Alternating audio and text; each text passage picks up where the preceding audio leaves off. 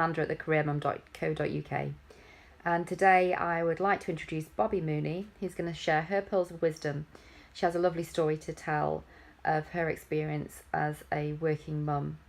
Bobbi was a much admired and respected colleague, had a very successful and long career at Shell. And my first experience with Bobbi was when she came over from Houston to Manchester in the UK. She was the manager of the organisation I was in, and I went along to one of her Pearls of Wisdom sessions. She was very open, candid, honest, transparent, very authentic, lots of integrity. And I think you'll see evidence of that in this video blog. So I hope you enjoy it. And next week, look out for our continuation of our series of taboos, and we'll be talking about the menopause and how that affects women at work. And I have another guest speaker to talk about that with us. If you want to join the discussion, do come and join the Facebook group. We'd look forward to welcoming you there. And if you have any feedback, please send it to me. Thank you. Hi, my name is Bobbi Mooney, and Amanda and I worked together at Shell many years ago, and so I've had fun following this new career mom group that she's created. And she asked me to share something with you today, and so I thought, given it's the holiday season, I would share one of my favorite mommy stories from holiday times. So this was when my little girl was 6. I have 2 children, and they're 28 and 31 now. So when my daughter was 6 years old, we were, it's that busy Christmas season.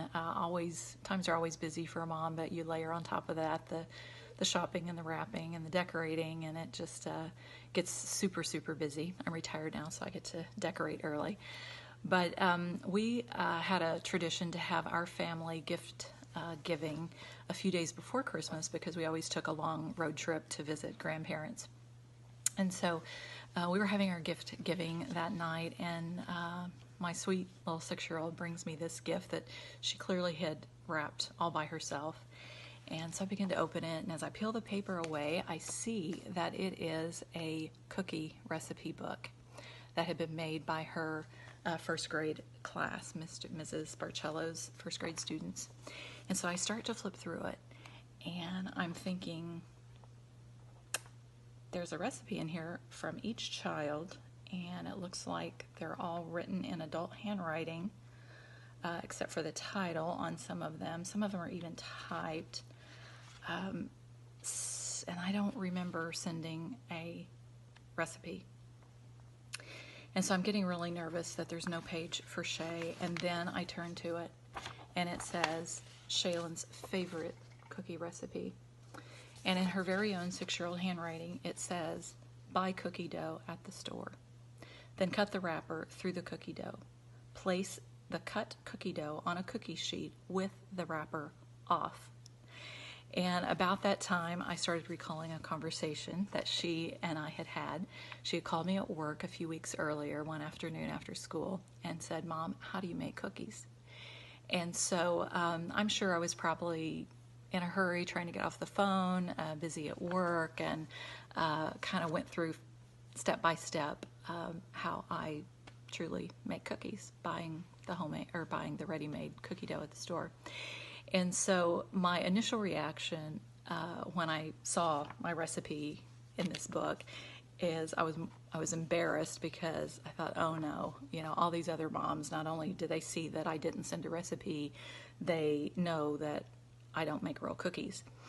And then my second reaction was really proud of my little daughter, who had taken so much responsibility to complete this assignment all by herself.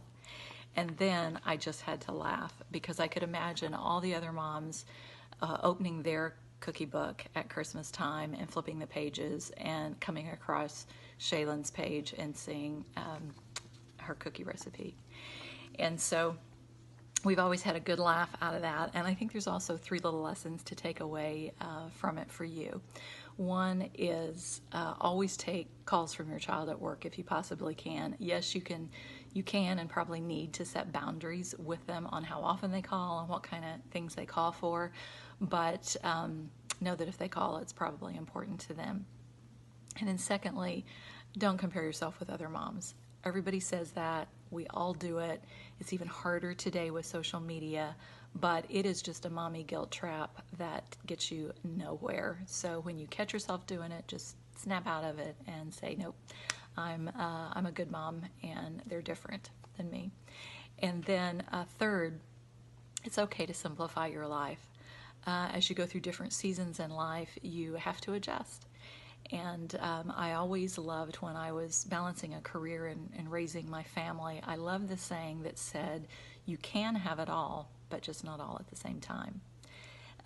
And for me, that meant I had to let go of some things that I like to do. I had to simplify some things, like buying my cookie dough.